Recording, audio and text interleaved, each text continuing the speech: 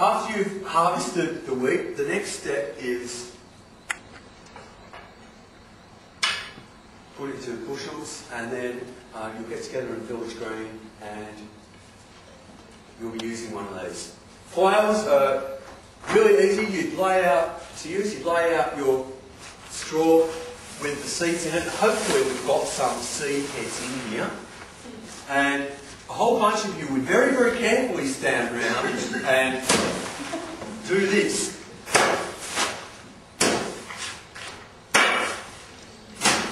And what you're trying to do is bash it until the seeds start coming out.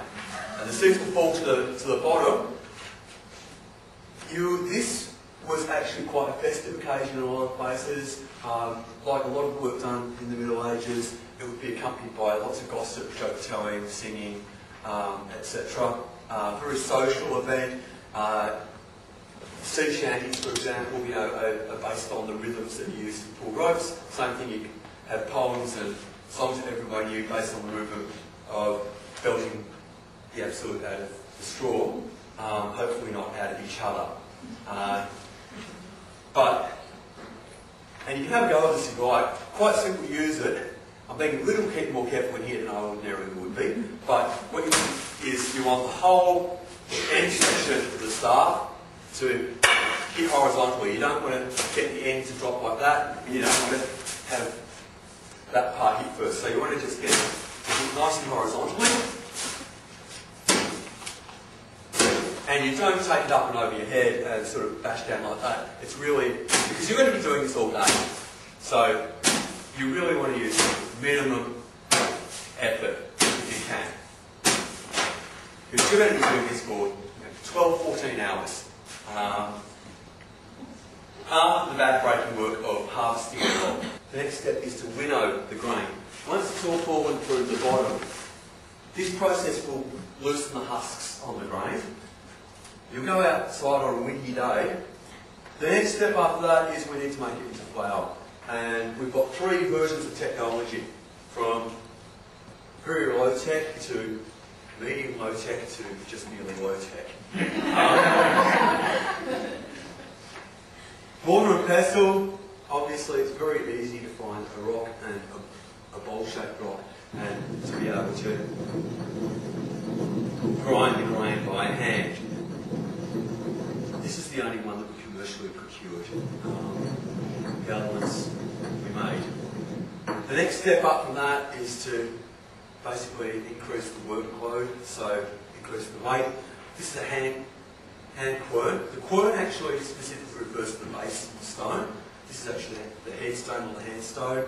And you put a few grains in there, and you spend an awfully long time grinding it like this. The pièce de résistance though, however, is this is the technological marvel, is the rotational quern. I made this using power tools, so I checked it. That one, which isn't finished yet, is being made with hand tools, chisels and hammer and hand drills. So I'm actually making it as a bit of an economic experiment. How long is it going to take me to make it by hand? Work out how much time it saves me in order to grind the grain, then I can work out what the ROI on it is. That's probably going to take me about 300 hours of work.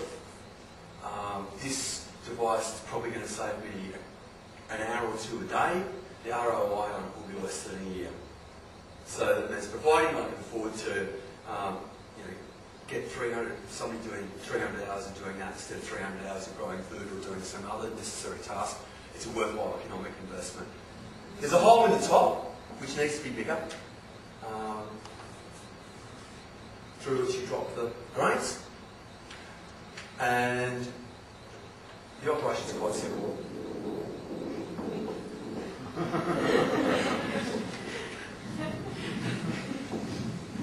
Go the other way from the right. We did a quick test last night using volunteer labour over a period of about 2 hours. And we discovered that pace of about 18 to 20 RPM gave the best results. At 18 to 20 RPM, about 3 passes through the quern gave us usable flail. If you go too fast, it tends to spit out too fast without the ground, too slow, and you're not getting enough work done. They fell asleep. And fall asleep, because this doesn't take a lot of effort, this does. This takes a lot of, that takes a lot of effort, that takes a lot of effort. This doesn't take very much effort at all. You can quite easily do it just with my finger. Tomorrow. You could multitask. You could be rocking a baby's cradle at the same time. You could be shouting at the rest of your children to do stuff at the same time. Berating your husband for some perceived or real misdemeanour, whatever you like.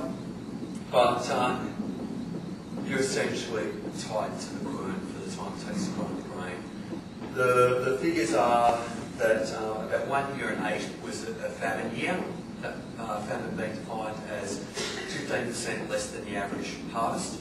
About 1 year and 20 was a good year.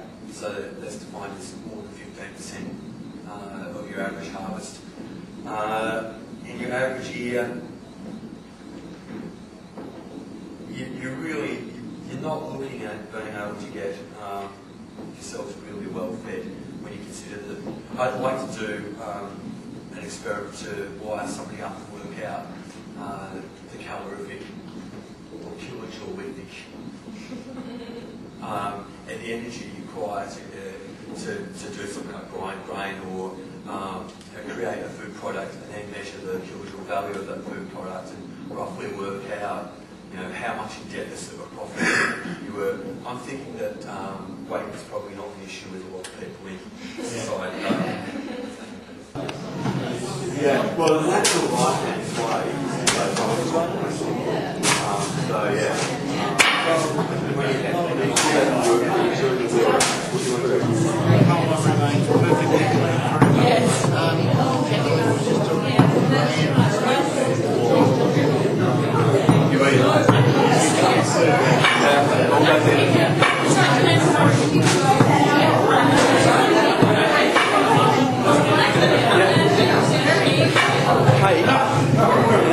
Cake in the Middle Ages usually refers to bread made from fine flour rather than a sweet confectionery. But meat cake, they can have white bread. Sweet cake is sweet cake. Yeah. Did they have any? I've never seen any from England. No, well, you'd need a huge size of this stuff. Yeah. Yeah, and the English really weren't, Saxons weren't a very awesome culture, and certainly the Romano-British weren't.